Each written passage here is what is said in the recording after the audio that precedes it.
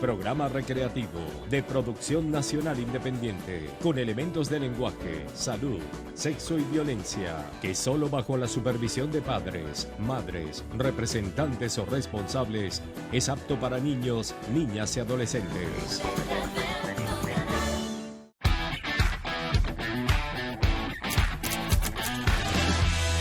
En este episodio estaremos hablando de las 10 tendencias que desde nuestro punto de vista están transformando o impactando muy fuerte el mundo de la gastronomía. Para hablar de esas 10 tendencias tenemos que empezar con una. Y la primera que pone sobre la mesa Eva y que nos parece dramáticamente importante es cómo en el 2022 y ya hace rato un restaurante necesita tener una historia que contar. Necesita tener un storytelling, necesita decir algo. ¿Cómo me conecto yo contigo? Mira que no solamente estamos hablando de que yo hago la mejor hamburguesa o hago una hamburguesa muy rica o X cosas, sino ¿qué te cuento yo de lo que estoy haciendo que conecta contigo, me identifica contigo y genera ese deseo de acción, ¿no? Yo creo que cuando uno analiza lo que está sucediendo en el mundo de la gastronomía, sobre todo nosotros donde estamos parados hoy en día, que es Caracas, Venezuela, el boom que se ha visto en los últimos meses, de la cantidad de restaurantes que se están abriendo.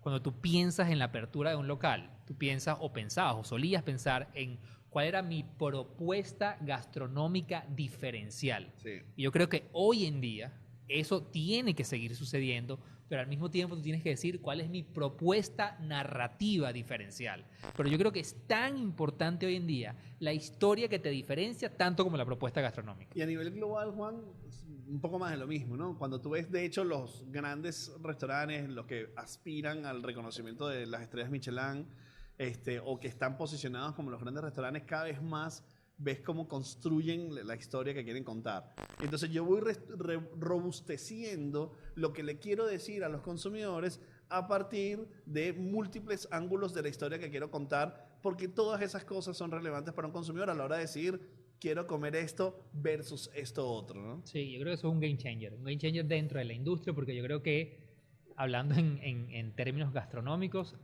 tu historia pasa a ser un ingrediente fundamental en tu propuesta gastronómica. O sea, tú lo acabas de decir. Factor de decisión, ¿no? Tiene que ser. O sea, tú lo acabas de decir ahorita. Hay una cantidad de restaurantes que yo hoy en día quiero conocer por contenidos que he visto en redes sociales, Sí. por documentales en Netflix, por bloggers, foodies que van por el mundo recorriendo restaurantes y te cuentan la historia asociada a ese restaurante. Entonces, la historia fue lo que me enganchó más allá de la propuesta gastronómica. Entonces, creo que balancear hoy en día es sí, entender que tu producto es core, es fundamental, el sabor, ingrediente, pero la historia que va a conectar todo eso es fundamental hoy en día en el lanzamiento o inclusive la modernización de un restaurante hoy en día en el 2022. Entonces, primer tendencia fundamental e importante es tener algo que contar. Tu narrativa, sí. La importancia de la conciencia social de un restaurante hoy en día. Yo creo que cuando hoy en día nosotros vemos, sobre todo en los targets de gente joven, 25, 35 años, son personas que son muy en día, son muy conscientes o toman, es muy importante para ellos entender el rol que tú como marca o que tú porque al ser un restaurante eres un contribuyente en la sociedad. O sea, tú eres parte de la dinámica en el entorno en el que yo me muevo y tú tienes una responsabilidad social que cumplir. Entonces yo creo que la gente en estos targets son cada vez más conscientes de esto y están seleccionando o prefiriendo marcas que de alguna manera están comprometidos con esa dinámica social y cómo aporto valor en ese ecosistema que nos metemos o que nos movemos todos en el día a día. Y esto es una exigencia probablemente de los centennials cada vez más presente y de los late millennials, que cada vez no solamente los restaurantes le están exigiendo compromiso ante las preocupaciones sociales. ¿Cuál es tu punto de vista sobre el reciclaje? ¿Cuál es tu punto de vista sobre el maltrato animal? ¿Cuál es tu punto de vista sobre el desgaste de alimentos?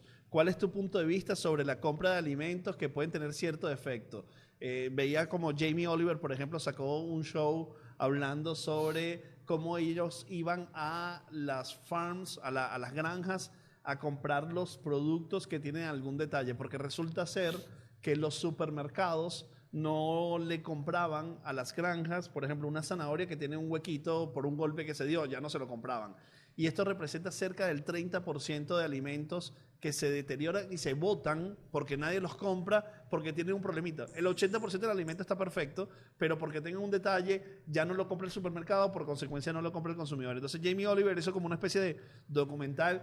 Obviamente Jamie Oliver es uno de los que más ha afianzado a tener el producto más bello e impecable, pero bueno, le dio esta vuelta a la necesidad del nuevo consumidor, que me parece interesante. Entonces, si tú tienes esto dentro de tus principios, probablemente vas a conectar con un nuevo consumidor que le preocupan cuál es el nivel de compromiso con la conciencia social en la que eres parte de esta nueva sociedad, que estamos siendo más sensibles ante la preocupación humana, ¿no? Pero es que desde ese punto de vista, John, yo creo que tú puede ser algo tan profundo como decir, bueno, yo quiero comprometerme con el tema del producto y cómo se producen las materias primas, etcétera.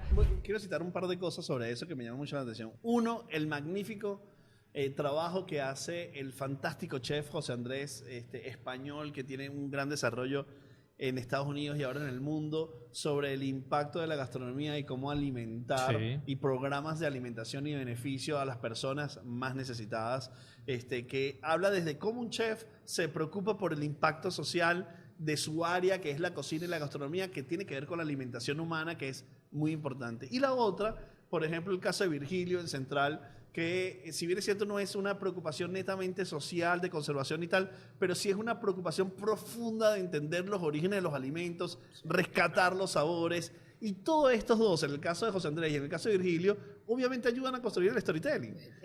Entonces, ¿cómo yo entiendo la necesidad de lo que están buscando los consumidores para construir mi historia?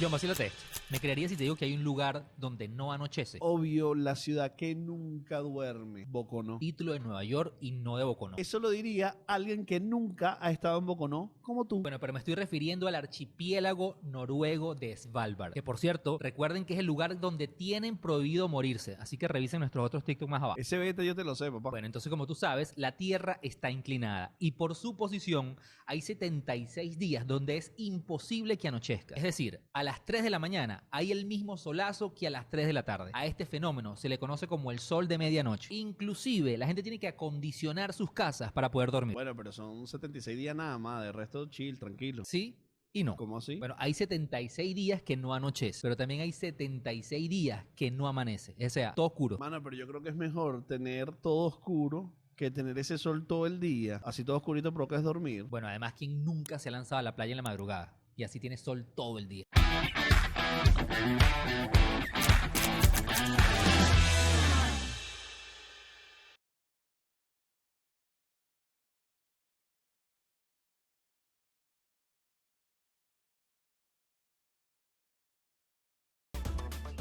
Estás viendo Vacílate Esto.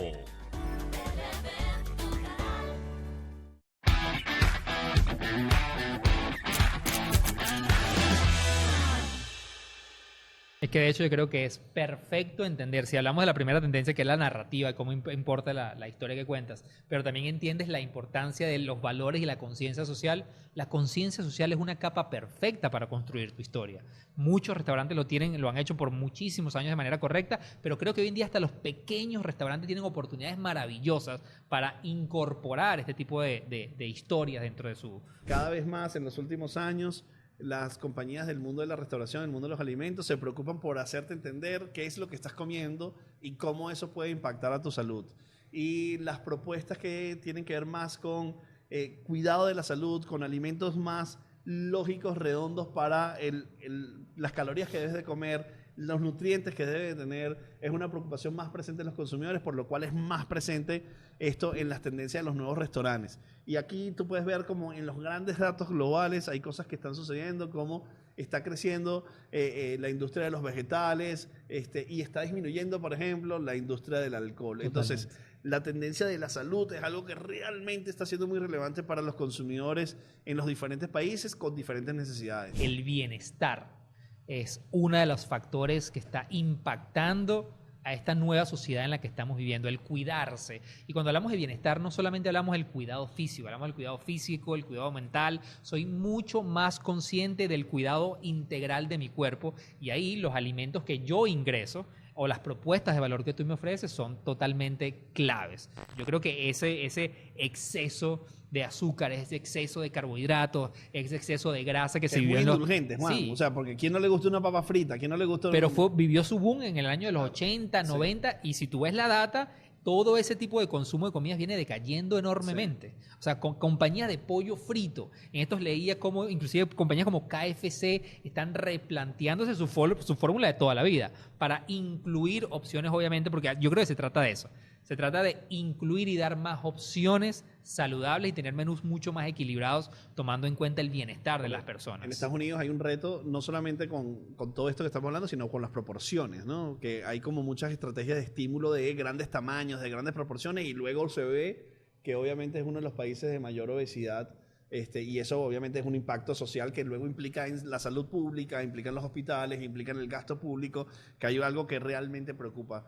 Yo tuve la oportunidad de comer la hamburguesa vegana de Shake Shack, que lo hacía, y es fantástica. O sea, yo no soy vegano, pero creo que hay opciones que no implica que tú tengas una cultura. Yo no soy vegano, O sea, pero sentiste la misma satisfacción de cuando te comes. totalmente. Entonces no hace falta. Porque tiene un sabor fantástico. Eso nos lleva a hablar también de, así como la cocina vegana viene creciendo muy sosteniblemente, la comida mexicana, la comida japonesa y la comida oriental se muestran como las cocinas de mayor crecimiento para este 2022, 2023, 2024. Es decir, mexicana, japonesa y oriental son las comidas de mayor crecimiento. Ahí hay como cosas que me interesa mucho discutir, Juan, porque, por ejemplo, la comida mexicana, que bueno, para mí es una de las gastronomías más potentes del mundo, Sin por duda lejos. alguna. O sea, Sin duda. con todo el respeto, yo la posiciono inclusive entre la mejor de América. Para mí es la una. Sí, bueno, obviamente la peruana la respeto muchísimo, pero la mexicana creo que la propuesta es como tremendamente más robusta en potencia, en sabor y en ambiciones con todas las regiones. Creo que la comida mexicana no es tan indulgente, o sea, no es tan sana como si es el planteamiento probablemente de la cocina japonesa, que en esos dos grandes rubros que se mueve la cocina japonesa, que tiene que ver con el mar, para ser una isla, está muy influenciada con los temas del sushi, los pescados y todas las cosas. Tal vez es mucho más acorde con la tendencia de la salud. La cocina mexicana tiene de todo un poco, pero sí tiene mucha carne involucrada, mucho chile, mucha fritura. Pero mucha es fritura. muy sabrosa, es demasiado potente en el sabor. La cocina japonesa que está impactando la cocina global. Recientemente, viendo contenidos gastronómicos de España, de chefs fantásticos españoles, 3 estrellas Michelin, 4 estrellas Michelin. Cuando digo 4 es porque tienen 2 de 2, o 1 de 3, 1 de 4, 2 estrellas Michelin, como Berazategui. Ves sus recetas que tienen la base española, pero tienen ingredientes japoneses involucrados. Es decir, yo solamente no hablaría de la cocina como tal, sino, por ejemplo, tú ves como Berazategui está hablando no sé, de un ave que está cocinando y le involucra dashi, le involucra las influencias ponzu, le involucra una serie de productos japoneses en su proceso de elaboración de sus productos de cercanía. Es decir, no solamente es la cocina como tal, sino los ingredientes y las propuestas y la influencia que proponen estas dos grandes cocinas.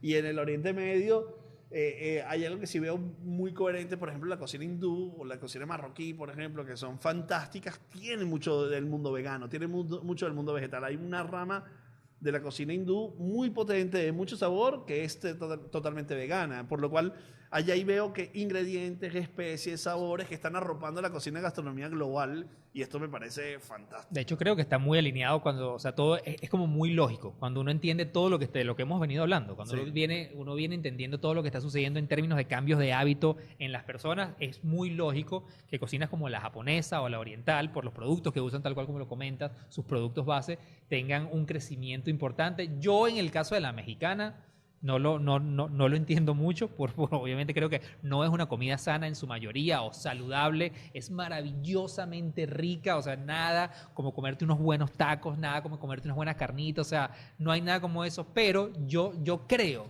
y esto es atribuyéndole cosas desde mi perspectiva y mi análisis, es increíble, lo conectábamos arriba con el storytelling, es increíble la cantidad de documentales que hay alrededor de la comida mexicana en los últimos 4 o 5 años. Sí. O sea, tú te sientas en Netflix, te sientas en HBO, te sientas inclusive en Amazon Prime, y la cantidad de documentales especializándose, hablando de la comida mexicana. O sea, yo creo que la comida mexicana ha tenido unos años dorados en los últimos 3, 4 años en contar sus historias, sus raíces, de dónde viene, lo que los apasiona, lo que los inspira. Y entonces yo creo que eso también ha tenido un impacto impacto en el consumo de la comida mexicana. Ahí, obviamente, una de las grandes propuestas mundiales, de las más importantes en el mundo. Puyol propuso el simple taco callejero a un nivel de alto standing, Sí. con una propuesta de omakase de tacos que es insólita. Sí. Tratado también en la investigación y en el orgullo de la base de la comida, y lo llevó a un nivel muy superior con un mole que es fantástico. Pero a su vez, por ejemplo, hay proyectos de cocina europea, como cocina sueca, la cocina del norte de Europa, que va a México a montar sus propuestas en México, que son muy relevantes.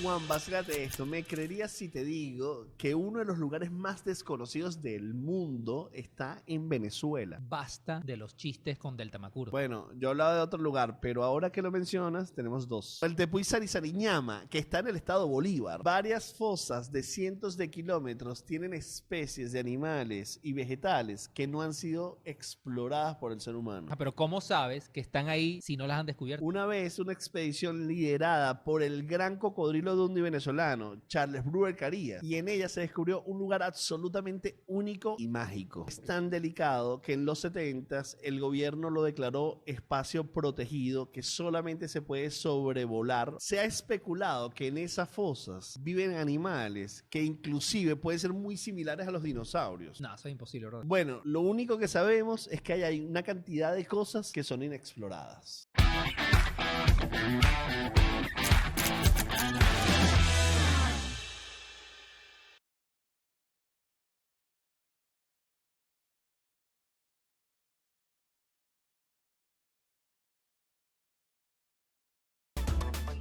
Estás viendo Vacílate Esto.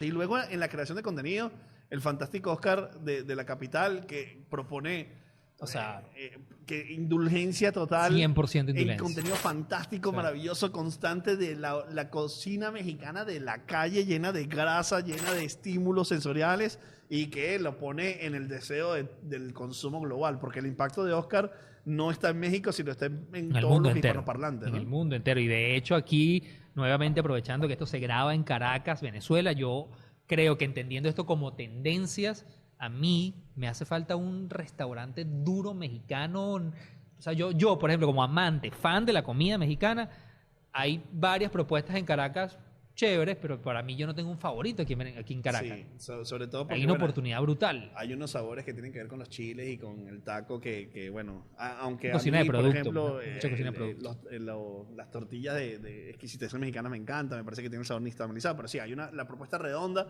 no está tan fácil conseguir. Hay una oportunidad. Hablando de fuera de tendencias, hay México. una oportunidad.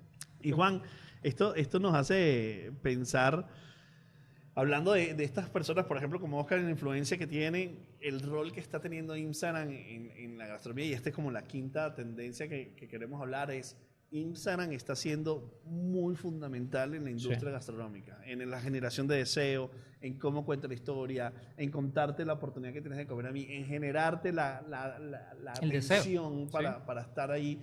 Instagram está haciendo un rol fundamental y crucial, y esto tiene que ver con las fotos, con las imágenes, con los videos, cómo te cuento las cosas, pero cada vez más estamos decidiendo querer comer en la industria por el rol que está teniendo Instagram en la decisión. Yo creo que eso es una experiencia que probablemente todos los que nos ven o nos escuchan en algún momento ya han vivido.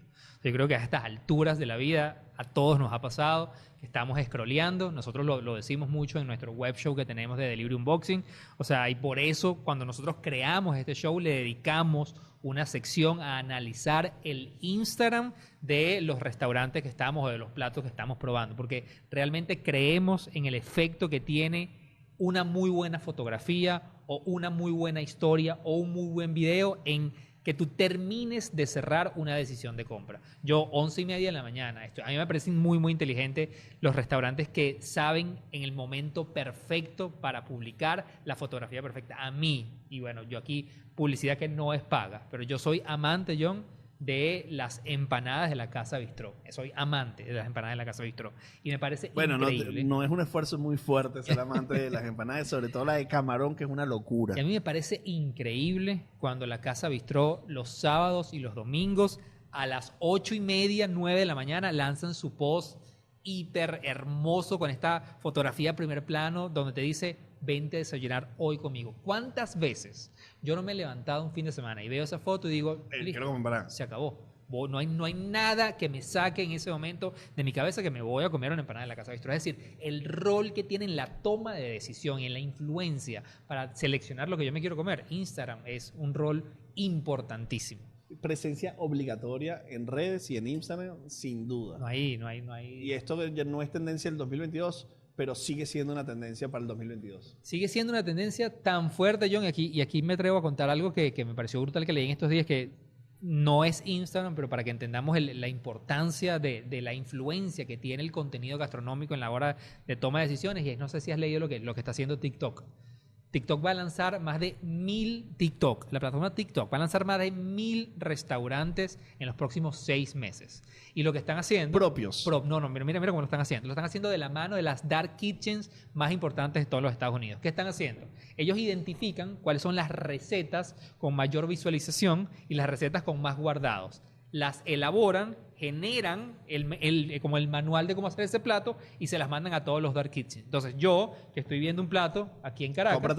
Cómpratelo ya. Entonces voy a tener el me gusta, el compartirlo o el comprar. Y es inteligentísimo Súper porque inteligente. Es como aquel modelo de Tasty viejísimo que sacaba la oportunidad de que tú... A todo el mundo nos encanta ver una receta de Tasty, la vemos, nos provoca, la guardamos y tal, pero casi nadie la hace. Sí. Entonces, darle la solución a las personas que les gustan las recetas, que lo puedan comprar, me parece brillante, y además es data intelligent. Sí, o sea, 100%. es todo analizado a partir de la data. Sí. Por lo cual TikTok se va a posicionar ahí frente a Instagram. La presencia en redes es fundamental. Es fundamental y tienes que entender el poder que realmente eso hace para cerrar una compra.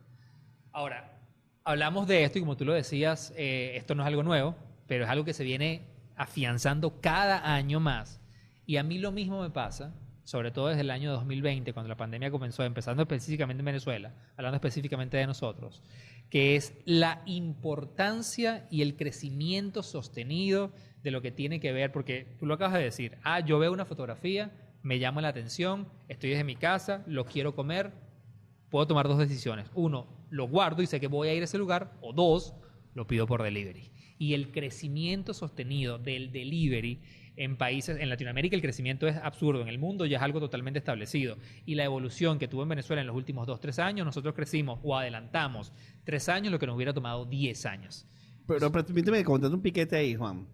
Eso es totalmente verdad. El delivery es una plataforma más de venta.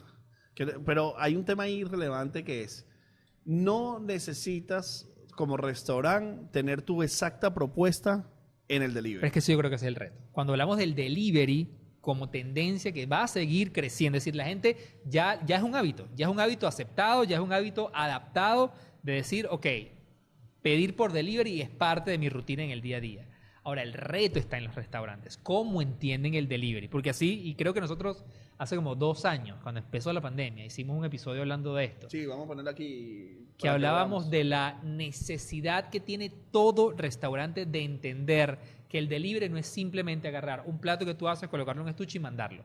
Así como tú cuidas toda tu propuesta de cuando alguien te visita en tu restaurante físico, tú tienes que trasladar esa misma experiencia a el delivery. Pasa por lo que tú acabas de decir, desde la adaptación del menú, porque no todo funciona para delivery, hasta la experiencia de entrega, presentación, empaque, todo. Bueno, ¿Sabes qué sucede, Juan? Es diferente, alguna serie de elaboraciones, es diferente que yo te la ponga en la mesa con el reposo de que sale desde la cocina hasta que tú te lo comes, o que va trasladado, que tiene en contacto con un cartón, con un plástico, que tiene una movilidad. Entonces hay que contemplar cuál es de mis menús. Vamos a suponer un restaurante que tiene 10 platos. ¿Cuál plato tiene una buena experiencia? Porque el consumidor va a llegar a ese producto en su casa, lo va a probar, lo va a calentar, lo va a servir, no con la destreza o los skills o las propiedades que tiene el equipo técnico Totalmente, del restaurante. totalmente. Va a hacerlo a su funcionamiento y a sus necesidades, a Un sus riesgo. capacidades. Entonces tienes que tratar de minimizar el impacto de la experiencia. Entonces, si yo te entrego los productos con las indicaciones, con cómo tú te los vas a comer, o si yo preparo los productos simplemente para una experiencia rápida y sencilla, obviamente va a tener una mejor experiencia. Por lo cual, eso es lo que hay que contemplar. No todo lo que tienes en tu menú, en sitio, en sala, puede ir a delivery, o puedes desarrollar menú Totalmente. para el delivery. Totalmente. Obviamente, hamburguesas, pizzas van a tener el beneficio de que son productos muy deliveriables. Esa Sí. palabra no existe, pero Se adaptan muy bien.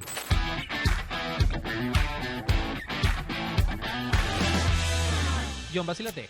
Me creería si te digo que no solamente existe el hombre en manos de tijera, sino también existe el hombre en manos de martillo. Se trata de Muhammad Karimanovic. Y el pana desde muy pequeño descubrió que tiene una habilidad muy particular. De hecho, desde niño creía que tenía un superpoder, las manos de martillo. Hoy en día tiene 60 años y todavía le sigue metiendo golpes a las cosas. la mano de martillo no es cuando tú haces así como si fuera la pose de pedir plata. No, papá, ese es otro tipo de martillo. Muhammad posee manos tan pesadas que esto le permite darle golpes destructivos a cualquier cosa. Tiene varios récord Guinness gracias a esto. Por ejemplo, a pura mano limpia rompió 118 cocos en menos de un minuto. También rompió 55 bates de béisbol a pura mano. ¿Tú te imaginas cómo debe doler un lepe de ese pana? O una nalgada. ¿Cómo así? No, o sea, no es lo que yo quiero, pero digo que debe doler. Obviamente. Bueno, hay periodistas que a este pana le llaman Thor por sus manos de martillo. La única diferencia es que el pana no está rayado, pero sí es catire. No, men, si juntamos a la japonesa que hace CrossFit, con la señora que hace yoga con los cuchillos, y este señor hacemos la Liga de las Estrellas. El geriátrico de los Avengers.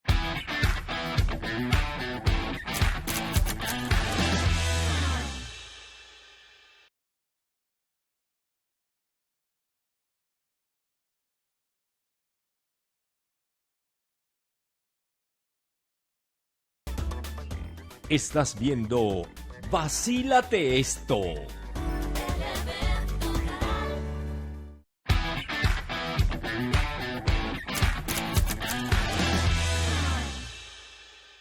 ¿Cómo haces un restaurante de alta cocina que funcionó por delivery y utilizó el delivery como reto? Entonces, ahí hay como una visión interesante de pensar que sí, la estrategia de delivery es fundamental, sí hay que tenerla, pero es una estrategia de delivery. No es simplemente embolsar y darle a una persona para que lleve mi producto, sino cómo yo conceptualizo esa estrategia. Creo que es como un tal. área llena de retos. O sea, yo entiendo lo que tú dices, yo sí creo que el tema del menú es importante, bien sea que cree productos nuevos o lo que sea, pero a mí hay un reto muy, muy importante en el personal.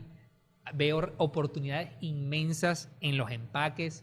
O sea, yo creo que el empaque, John, o sea, como tú me presentas, en esto, o sea, yo pido delivery 2-3 veces a la semana. Y en verdad todas las Y veces no es que para grabar delivery unboxing. y no es, o sea, exactamente. Yo creo que cada vez que me llega algo donde el más lamento es en la presentación, en la manera realmente que me estás enviando el producto, en el empaque, en lo que me cuenta el empaque, en la historia que me cuenta el empaque. Tú ves países avanzados en el mundo del delivery y los empaques son increíbles. Hay historias que se cuentan específicamente en los empaques, Sí, claro. la manera cómo manipularlo. O sea, yo creo que ahí estamos en pañales. Es una industria que viene creciendo sostenidamente, pero nuevamente, no es delivery porque tengo que tenerlo, es cómo pienso estratégicamente Como en un hacer pilar el de delivery. negocio. Porque viste que hay muchas preocupaciones, Juan, que tienen que ver con la idea de cómo yo me traigo una persona apenas entra en mi local, qué siente, cómo ve la decoración, el aroma que tiene el local, Todo. cómo lo recibo, cómo lo llevo a la mesa. Eso lo tienes que pensar para el delivery. Exactamente. Exactamente. Toda la Como yo experiencia traspaso esa experiencia al delivery. al delivery como tal. Y ahí Y es donde eso- creo que hay un reto. Eso nos lleva, Juan, a los retos que tienen las compañías de pensar ese delivery. También como una posible nueva tendencia es esa idea que tiene el coworking de oficinas, Es muy raro. del espacio físico, Sí. cómo yo lo traslado a los restaurantes. Imagínate este escenario. Tú tienes una sala donde operas un restaurante que funciona muy bien de 11 de la mañana a 3 de la tarde. Y luego ya se debilita de 4 de la tarde en adelante. ¿Qué pasa si esa sala tú la rentas a otro concepto que puede funcionar de 4 a 7 de la noche en tu local? Es decir, hay miles de personas que no tienen locales, pero que funcionan muy bien en Instagram y que están teniendo éxito solamente por Instagram. O Dark Kitchen, personas que están vendiendo una cocina por delivery, pero no tienen una sala. Y hay muchas salas que durante muchas horas en el día están desocupadas. Creo que aquí hay un momento de apertura mental de entender cómo hacer un coworking de salas de restaurantes para tener horas picos totalmente durante todo el día, ¿no? A mí esa tendencia, confieso, que siento que estamos a años luz. O sea, ¿Por me qué no?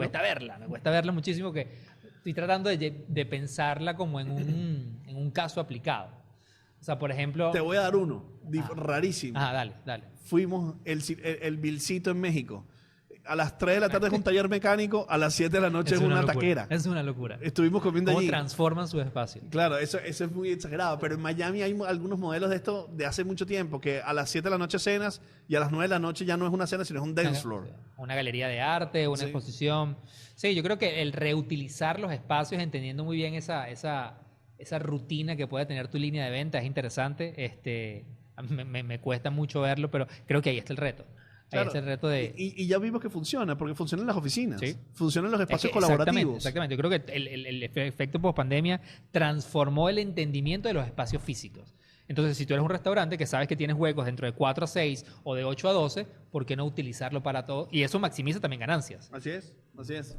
Y hay otra, dentro de esas industrias de evolución de entender lo que pasa en las empresas, el tema de pensar en cuáles son los beneficios comunes, en grupo, o sea, la visión de grupo. O sea, hay beneficios comunes que suceden cuando tú tienes una restauración. O sea, ¿qué pasa si tú tienes una marca y tienes otra? O sea, creo que ahí hay una buena oportunidad y es como una buena tendencia y sería como la 8ª tendencia que queremos hablar, que tiene que ver con la visión de grupo. Los paraguas funcionó. Yo creo que en el mundo del marketing ha funcionado siempre muy bien.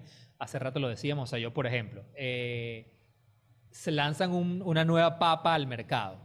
Y la papa se llama Papas X, pero esa papa tiene el paraguas encima de Frito-Lay o tiene el paraguas encima de Procter & Gamble y ya tú sabes, ok, debe ser un producto bueno. Yo creo que lo mismo está pasando en el mundo de la gastronomía, como cada vez más marcas de restaurantes salen al mercado bajo el paraguas de un grupo.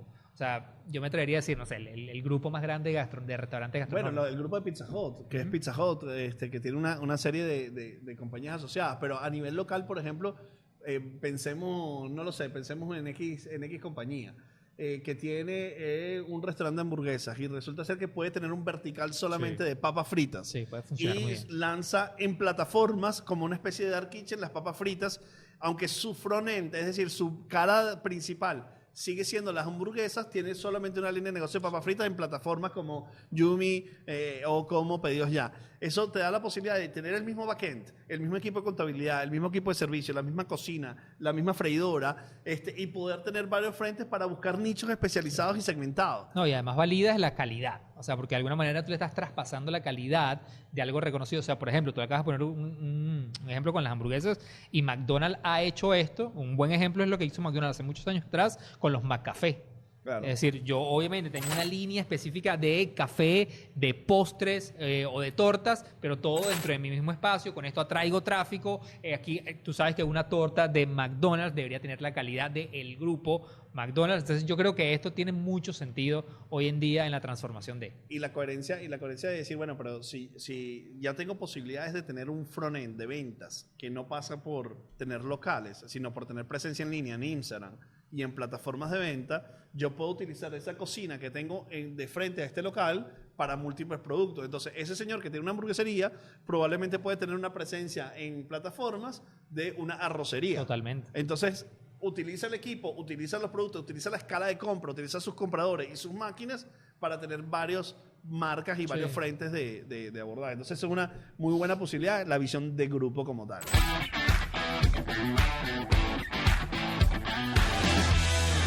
Juan, vacílate esto. ¿Me creerías si te digo que una vez vivió un pingüino en Maracaibo? Mira, con todos los aires acondicionados que tiene esa ciudad, cada persona pudiera tener un oso polar en su casa. Bueno, pero en los años 50 no había tantos aire acondicionados.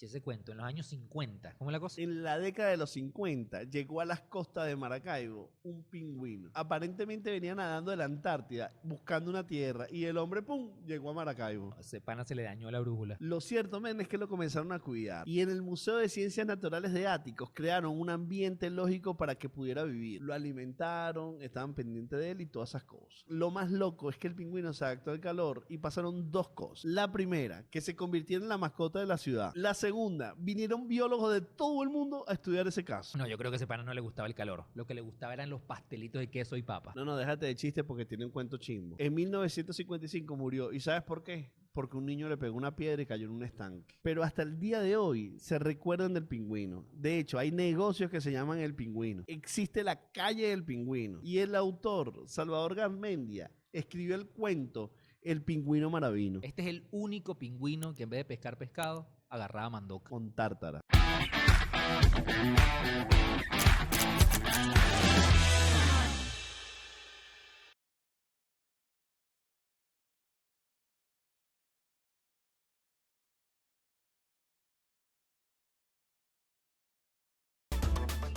Estás viendo Vacílate Esto.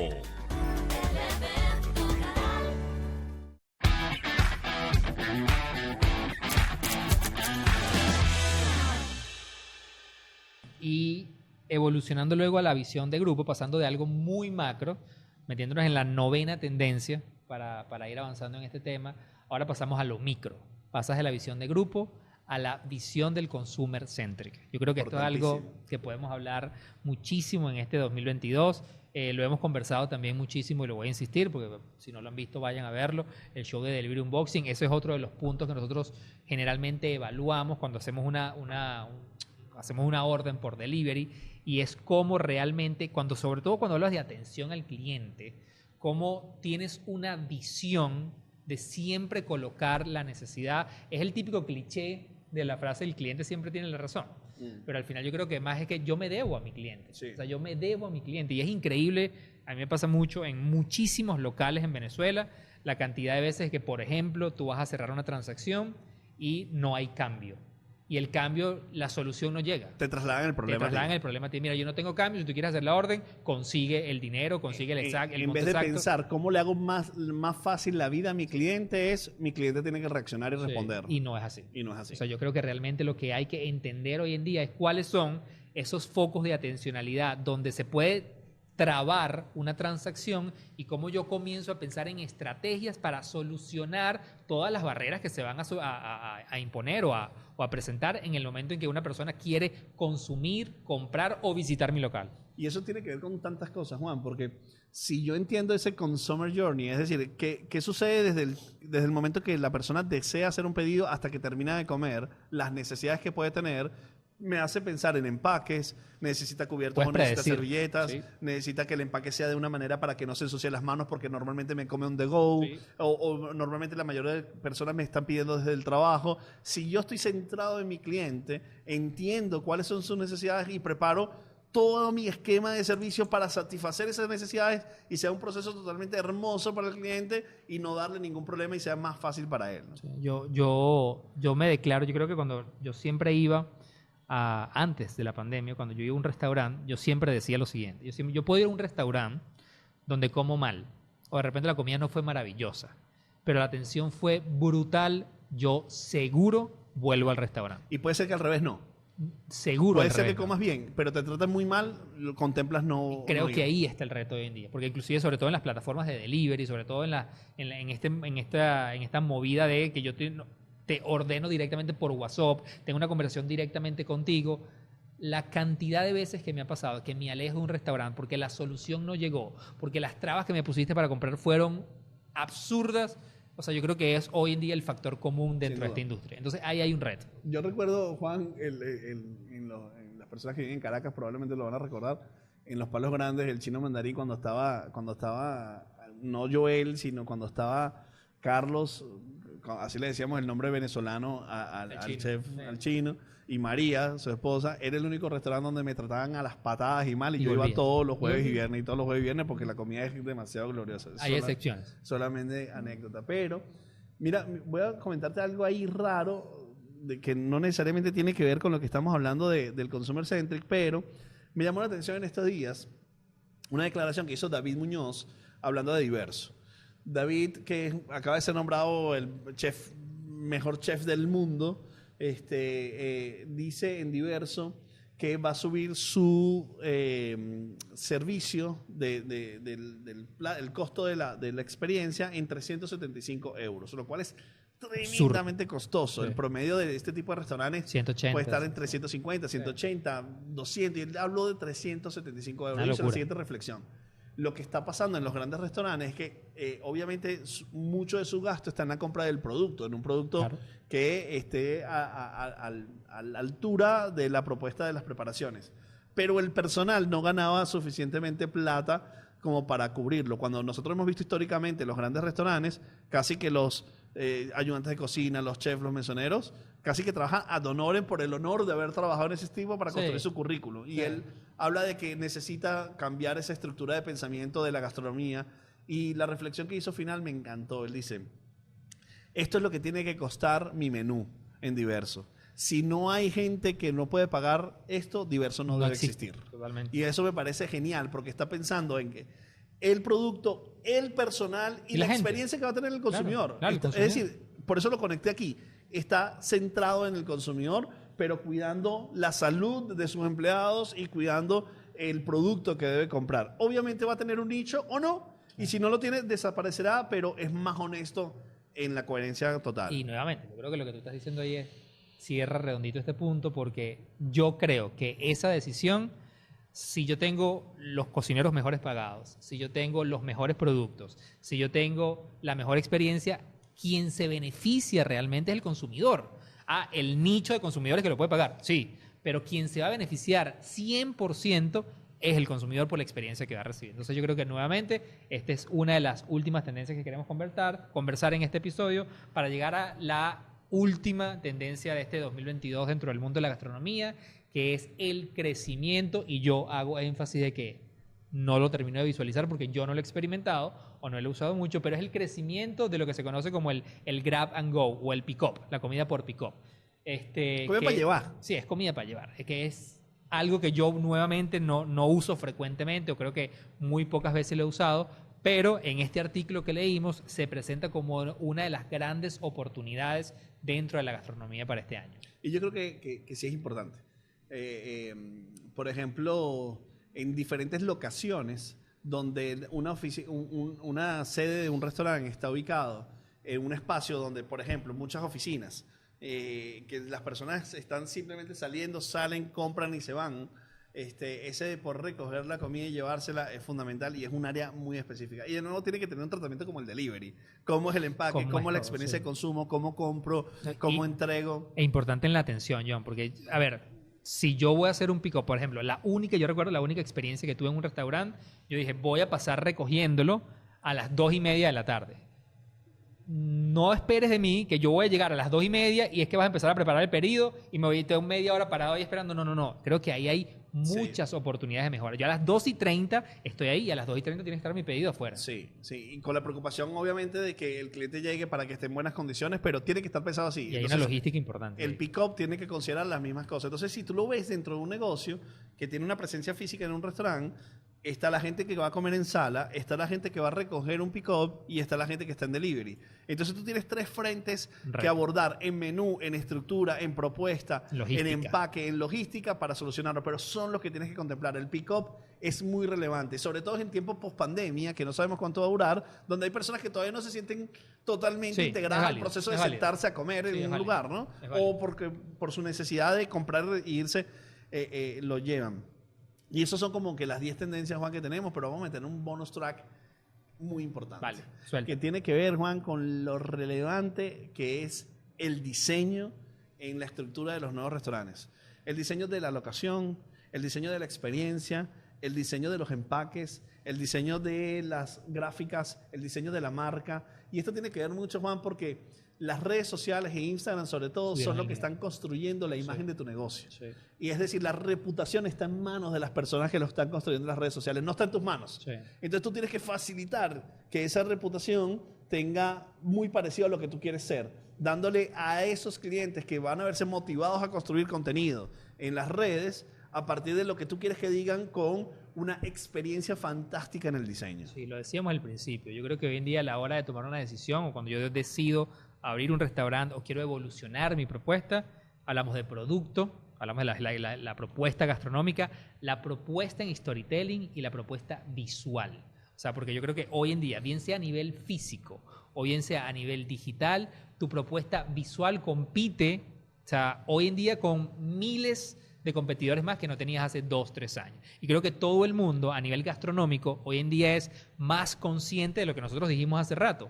como una buena fotografía, bien sea de tu producto o de tu local. Porque eso es un punto, John. Hay la cantidad de veces que yo he ido a conocer un local, no por la fotografía del producto, sino por las historias que vi del local, por las fotos que vi de los espacios, de cómo están diseñados, también influye muchísimo en cómo yo voy a ir.